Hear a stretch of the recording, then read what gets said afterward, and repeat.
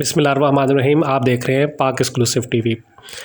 پاکستان کے آج دو اداکار انتقال کر کے، ایک روبینہ قریشی، دوسرا تنویر جمال۔ تنویر جمال پاکستان میں شوبز کا ایک بڑا نام تھے، جنہوں نے لاتعداد ڈراموں میں گزشتہ 35-40 سالوں میں کام کیا اور ہر ڈرامے میں اپنی اداکاری سے ناظرین کے دل مو لیے۔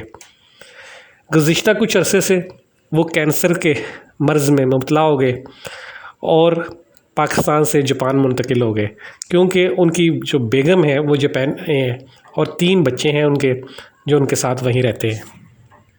تنویر جمال نے لاجواب اداکاری کی، پی ٹی وی پہ بے شمار ایوارڈ لیے، بیسٹ ایکٹر بھی بنے اور پرائیویٹ پروڈکشن میں پہلی دفعہ انہوں نے میگا سیریل گاڈ فادر بنائی، جس میں انہوں نے گاڑی کی مین سکرین کو توڑا، جو لوگوں کو اس وقت بڑی حیرت کی بات تھی کہ جی اس دور میں ایسا بھی ہو سکتا ہے پرائیویٹ پروڈکشن میں، لیکن وہ ایک الگ بات ہے اس کے وہ گاڑی کی شیشہ کیسے توڑا گیا، لیکن انہیں توڑا۔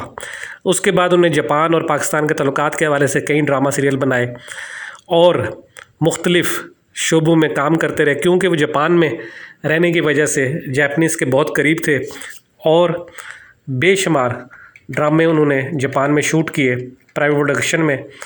کینسر میں مبتلا ہونے کے بعد وہ جاپان میں ہی رہے، علاج کرواتے رہے، لیکن آج صبح ان کا انتقال ہو گیا۔ اللہ تعالیٰ ان کی مغفرت فرمائے، اور جو انہوں نے پاکستان میں اداکاری کے حوالے سے خدمات سر انجام دی ہیں، ان کی لوگ قدر کریں، اور جس طرح وہ لوگوں کو خوش رکھتے رہے، لوگ ان کے لیے دعا کریں۔ کورونا کے بعد بہت سے پاکستانی اداکار انتقال کر گئے ہیں، جن میں اب تنویر جمال کا نام بھی شامل ہو گیا ہے۔